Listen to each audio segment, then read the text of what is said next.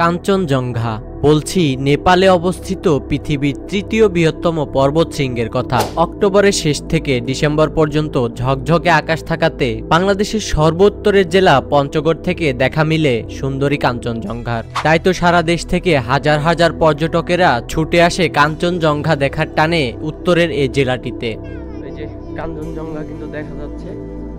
ভাই আজকে অনেক এক্সাইটেড নাকি ভাই? কয়দিন ধরে আছেন ভাই? আমি 4 বছর আগে আসছিলাম, 3 দিন বেকার পয়সা থেকে গিয়েছিলাম, দেখতে পারি না। দুঃখজনক হলেও সত্য, এই বিষয়টি নিয়ে সামাজিক যোগাযোগ মাধ্যমে ট্রল করা হয়। প্রকৃতির প্রতি এরূপ দৃষ্টিভঙ্গি মোটেই কাম্য নয়। তাই তো আপনাদের ঘোরাঘুরিতে উৎসাহিত করতে আমার এই ক্ষুদ্র প্রচেষ্টা। এই ভিডিওতে আমি আপনাদের দেখানোর চেষ্টা করব পঞ্চগড়ের বিভিন্ন দর্শনীয় স্থান এবং দেখাবো কম খরচে কিভাবে পঞ্চগড় ভ্রমণ করবেন। আমি মুসাফির মিজান, একজন অতি সাধারণ ভ্রমণ পিপাসু মানুষ। আমার এই ভ্রমণের যাত্রাকে বেগবান করতে পারে আপনার মূল্যবান একটি সাবস্ক্রাইব। আশা করছি নিরাশ করবেন না। সো আর না করে দেরি, চলেন ভিডিও শুরু করি।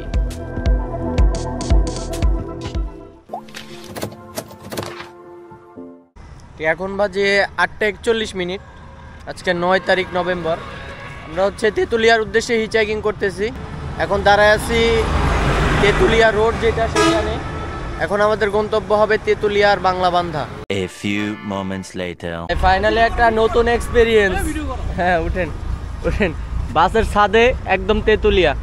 এটাও একটা লিফট ভাই, বাসের ছাদ, বুঝতে পারছেন? Public transport. এ মিয়া ওই ধরেন।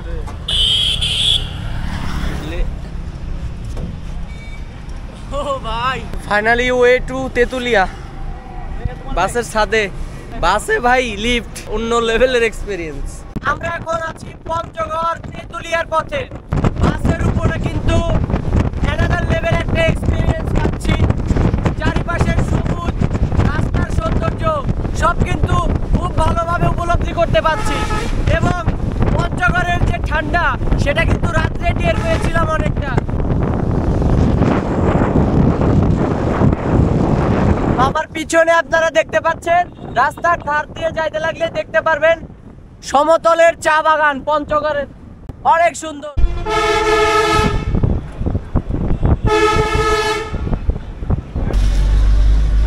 তেঁতুলিয়া বাজার চৌরাস্তাতে আমরা এখন আছি। আর এখন এখান থেকে আমরা চলে যাব সোজা বাংলাবান্ধার দিকে।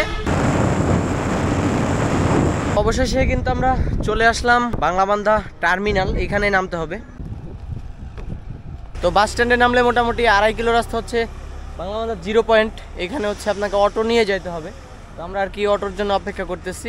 ভাই বাংলাবান্ধা 0 পয়েন্টের দিকে আগাইতে থাকলে আপনি রাস্তার 2 ধারে দেখবেন যে পাথর ভাঙতেছে, মেশিনে কাজ করতেছে, লোকজন কাজ করতেছে। পাথরগুলো সব ট্রাকে করে ইন্ডিয়া থেকে আসে, অ্যান্ড দেন এখানে প্রসেসিং হয়। প্রসেসিং হওয়ার পরে বাংলাদেশের বিভিন্ন প্রান্তে চলে যায়। আমরা কিন্তু হচ্ছে বাংলাবান্ধা 0 পয়েন্টে চলে আসছি। আর এই যে দেখেন, ইন্ডিয়া থেকে যে বাংলাবান্ধা বন্দর দিয়ে ট্রাকগুলো ঢুকতেছে। তো আপনার হচ্ছে নেপালি প্লাস হচ্ছে ইন্ডিয়ান অনেক গাড়ি কিন্তু এদিক দিয়ে ঢুকে। क्या इंडियन? अभी हम लोग भूटान से आए। भूटान से अभी इंडियन भूटान से आए ना? हाँ। बांग्लादेश। क्या इसमें क्या पत्थर पत्थर लेके आए। এই তো দেখতে পারলেন হচ্ছে মানে ইন্ডিয়ান, বাট হচ্ছে এই পাথরগুলো কিন্তু ভুটান থেকে আসছে সরাসরি।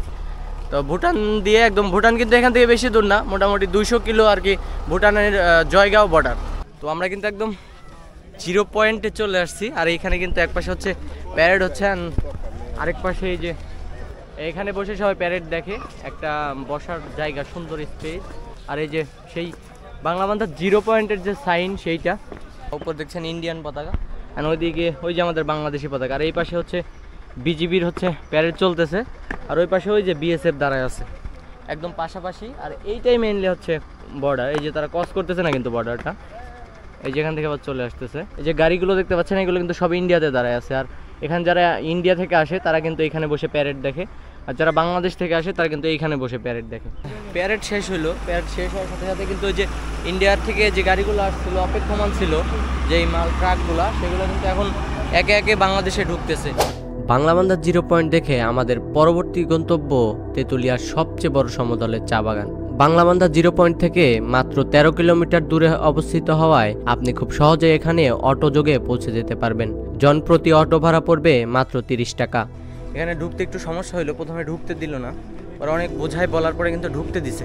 প্রকৃতি আর আধুনিকতা যখন মিশে যায়, আদি আর অকৃত্রিম নৈসর্গিক পরিবেশ সৃষ্টি হয়, যার দেখা পাবেন কাজী এন্ড কাজী টি এস্টেটে গেলে। বাংলাদেশের একমাত্র অর্গানিক চা বাগান এটি। শৌখিনতায় মানুষ কি কি করতে পারে তার এক নিদর্শন হচ্ছে কাজী এন্ড কাজী টি এস্টেট। ব্যক্তিগত বাংলো এবং অফিস কার্যালয়ের পুরো জায়গাটি। দৃষ্টিনন্দন গেট দিয়ে ভেতরে ঢুকতেই হাতের ডান দিকে আপনার জন্য অপেক্ষা করছে লতাপাতার ছায়ায় অন্ধকারাচ্ছন্ন এক প্রবেশ পথ। ফাইনালি আমরা এমন একটা জায়গায় আসছি, পুরো একদম সবুজ লতাপাতা দিয়ে ঘেরা একটা গেট দেখতে পাচ্ছেন, অনেক অসাধারণ, একদম একদম ঠান্ডা লাগতেছে কিন্তু এই জায়গাতে। আমার সাথে হচ্ছে এক বড় ভাই, ভাইয়ের সাথে হচ্ছে বাংলাবান্ধাতে দেখা হয়ে গেল। তো ভাই আসছে চট্টগ্রাম থেকে, তো ভাই হচ্ছে পায়ে হেঁটে 64 জেলা ঘুরতেছে। তো আমরা এখন যে জায়গাটাতে আসছি, এই জায়গাটা কিন্তু অনেক ভাইরাল একটা জায়গা, বিভিন্ন গ্রুপে বা বিভিন্ন জায়গায় পোস্টে দেখছি। এটা নাকি দেখতে অনেকটা লন্ডনে সে বাড়ি ঘরের মতো। আসলে এই যে সামনে দেখতে পাচ্ছেন, এইগুলো হচ্ছে সিঁড়ি ওয়াকওয়ে দেওয়া আছে সুন্দর। ওই পাশে আর এই যে রিসোর্টগুলা, এই রিসোর্টগুলা, আর এই পাশে কিন্তু একদম বন জঙ্গলের মতো, এখানে ছোট্ট ছোট্ট করে রিসোর্টের যে ঘরগুলো আছে সেইগুলো দেওয়া। A few moments later. তো কাজী এন্ড কাজী টি রিসোর্ট থেকে চলে আসছি কাজী এন্ড কাজী টি গার্ডেন, যেটা সমতলের চা বাগান। এটা শুধু বাংলাদেশের ভিতরে পঞ্চগড়ে আপনি দেখতে পাবেন সমতলে কিভাবে চা চাষ করে। তো তারা হচ্ছে এই যে জমিগুলা, জমির মাঝখানে কিন্তু নালি কাটা আছে এবং এই যে বড় বড় ড্রেন আছে, যাতে পানিগুলো নিষ্কাশন হয়ে একদিকে বের হয়ে চলে যায়। তো এটাই মূলত হচ্ছে কাজী এন্ড কাজী টি গার্ডেন। তো এই গার্ডেনটা একটু ঘুরে ফিরে দেখবো, একটু পিকচার উঠবো, দেন হচ্ছে এখান থেকে একদম চলে যাব আমরা তেঁতুলিয়ার উদ্দেশ্যে। তো আমাদের টি গার্ডেনে ঘোরা শেষ, এখন আমরা চলে যাব একদম সরাসরি তেঁতুলিয়ার উদ্দেশ্যে। তেঁতুলিয়া ডাক বাংলো এবং মহানন্দা নদী, তো একদম তেঁতুলিয়াতে গিয়েই দেখা হচ্ছে। তো আমরা কিন্তু চলে আসছি তেঁতুলিয়া 0 পয়েন্ট, যেটা এই যে দেখতে পাচ্ছেন তেঁতুলিয়া 0 পয়েন্ট। এখান থেকে এই যে সামনে এটা ডাক বাংলো, আর আমরা ডাক বাংলোতে পরে আসবো। আমরা একটা ভ্যান নিচে এই জায়গাতে, পাখি ভ্যান, যেটা এই ভ্যানে করে হচ্ছে পুরো এরিয়া ঘুরবো, নেপালি বাস প্লাস হচ্ছে আরও কিছু জায়গা আছে। ওই যে পাশে দেখতে পাচ্ছেন, ওই যে ওই বাগানটার পরেই কিন্তু ইন্ডিয়া। আর এই জায়গাতে এসে হচ্ছে কাঁচা পাতার চা খাইলাম, আর হচ্ছে এই যে প্যাকেট দুইটা নিলাম, আমি আর হচ্ছে আকাশ ভাই। তো এটা হচ্ছে কাঁচা পাতার চা, তো খেয়ে দেখা যাবে আর কি কেমন হয়। খাইলাম, মোটামুটি ভালোই লাগলো। এই এমন একটা জায়গায় আসছি যে আমি হচ্ছে জীবনের প্রথমে এত মোটা মোটা বাঁশ দেখলাম, অনেক মোটা বাঁশ। এই জিনিসগুলো আসলে অনেক খারাপ একটা জিনিস। এখানে অনেকে ঘুরতেছে, আপনারা এই যারা আসেন এইগুলো লিখছেন, তারা কিন্তু খুব মানে প্রকৃতির সাথে এটা অন্যায়, এই কাজগুলো করবেন না কখনো। এগুলো আসলে আপনার রাইট নেই, এখানে আপনার নাম লিখে যাওয়া, এই জিনিসগুলা মানে কত একটা বিচ্ছিরি দেখা যাচ্ছে না। এই বাঁশগুলোর নাম হচ্ছে কালার প্রিন্টেড ব্যাম্বো। গায়ে আবার হচ্ছে যে ডোরা কাটা দাগ আছে কেমন লম্বা লম্বা। যে পরিমাণে রোদ পড়ছে ভাই পঞ্চগড়ে, একদম পুরা রোদে ফাটাই দিচ্ছে। এখন এমন একটা জায়গায় আসছি যেটার নাম হচ্ছে শিলিগুড়ি ব্রিজ ভিউ পয়েন্ট, আর একবারে বিচের মতো অবস্থা, মহানন্দা নদী। আর বালিগুলো কিন্তু বেশ মোটা, ওই যে সীমান্ত পিলার ওইটা। আমরা হচ্ছে ইন্ডিয়ার ভিতরে আছে কিন্তু একবারে, এটা ইন্ডিয়া। তো ভাই ভিসা ছাড়াই, পাসপোর্ট ছাড়াই ইন্ডিয়াতে চলে আসছি, ইন্ডিয়ার মাটিতে। A few moments later. এই যে আমার পিছনে দেখতে পাচ্ছেন, এটা হচ্ছে মেইনলি তেঁতুলিয়া ডাক বাংলো। কিন্তু আমাদের এখন খাওয়া দাওয়া প্লাস গোসল করতে হবে, দ্যাটস আমরা হচ্ছে নদীর পাড়ের দিকে চলে যাচ্ছি। তো পোশাক পাল্টিয়ে নেমে গেছি মহানন্দা নদীতে, আর দেখতে পাচ্ছেন হচ্ছে মহানন্দা নদীতে কিন্তু অনেকে পাথর উঠাচ্ছে। তো পাথর উঠাচ্ছে, আমি যা একটু তাদের সাথে টানার চেষ্টা করব, মেইনলি হচ্ছে জানবো তারা আসলে এই কাজগুলো কিভাবে করে। যে মহানন্দা নদী থেকে হচ্ছে পাথর উঠাচ্ছে এই যে কাকারা সব। এই যে এটা কি কাকা, এটা টিউব? আচ্ছা, টিউবে আর উপরে হচ্ছে দিয়ে রাখছে আপনার চটের বস্তা। তো আমি একটু হচ্ছে কাকারে বললাম যে টানবো নাকি, তো বললো হচ্ছে টানেন। তো এগুলো কই নিবেন কাকা এখান থেকে? মানে এই তারপরে কই নিবেন? তারপরে এখান থেকেই? আচ্ছা, এগুলা কিভাবে বিক্রি করেন আপনারা? সেফটি হিসাবে। সেফটি কত সেফটি? মানে 50 টাকা। 50 টাকা সেফটি। তারা এই মহানন্দা নদী থেকে পাথর উঠায় দেন হচ্ছে সেফটি ভাও তারা বিক্রি করে, দেন সেগুলো মানে প্রসেস করে বিভিন্ন কাজে আর কি ব্যবহার করা হয়। এই জায়গাতে হাঁটু পানি, বাট এই জায়গাতে কিন্তু গলা পানি। এই যে পাথর তুলো, ওরে বাবা, গলা পানি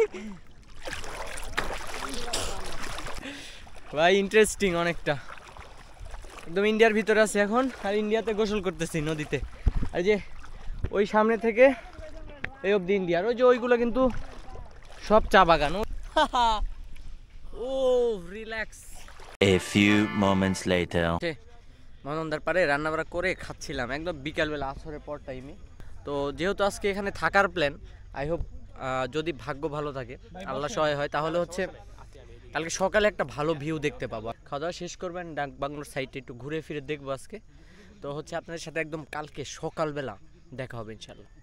Later that night. And good morning from Tetulia. এখন আমি আছি তেঁতুলিয়া ডাক বাংলোতে, একদম একটা যে ওয়াচ টাওয়ার আছে, ওয়াচ টাওয়ারের উপরে। আর এখন ঠিক 6টা বাজে, ভোর 4টা থেকে কিন্তু দর্শনার্থী আসা শুরু হয়েছে।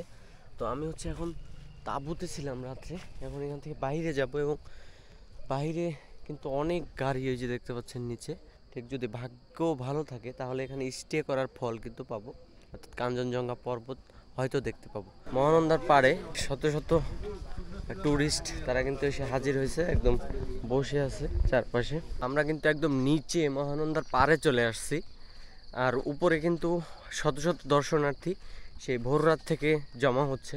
সবাই কিন্তু কাঞ্চনজঙ্ঘা দেখার জন্য অপেক্ষা করতেছে, আমরাও তেমন অপেক্ষা করতেছি। কিন্তু এই যে শীতের সকাল, কুয়াশামাখা সকাল, একদম উত্তরে, বাংলাদেশের সর্বোত্তরে একদম কুয়াশামাখা সকাল, এটা কিন্তু দেখতে অসাধারণ লাগতেছে।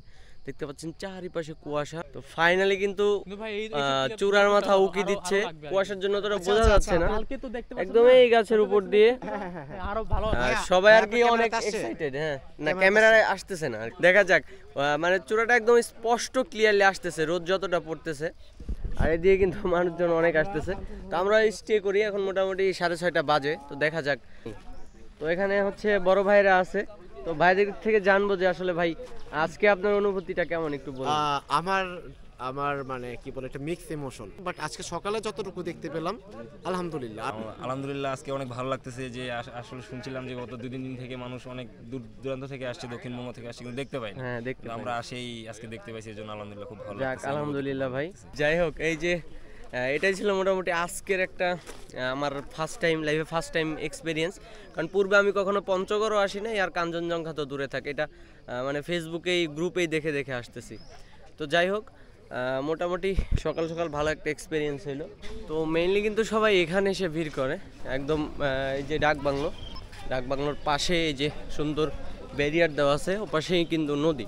তো সুন্দরী আজকে অল্প একটু উঁকি মারছে, উঁকি মেরে আবার ঘুমটা দিয়ে দিচ্ছে, জানি না কেন সে রাগ করছে কিনা। আর এখান থেকে মুভ করতে হবে সকাল সকাল, কারণ কালকে সারাদিনই পঞ্চগড়ে স্টে করলাম, রাত্রে জনমানব শূন্য ছিল। আর ওটা হচ্ছে ডাক বাংলোর মেইন যে থাকার জায়গা ওটা।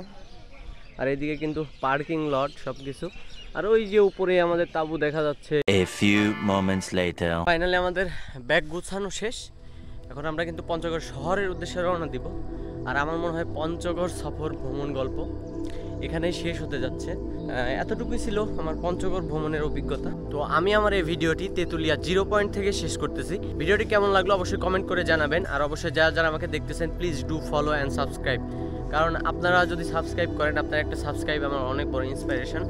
তো দেখা হচ্ছে নতুন কোনো ভিডিওতে, নতুন কোনো জায়গায়। টিল দেন সবাই ভালো থাকবেন, সুস্থ থাকবেন। আল্লাহ হাফেজ, আসসালামু আলাইকুম।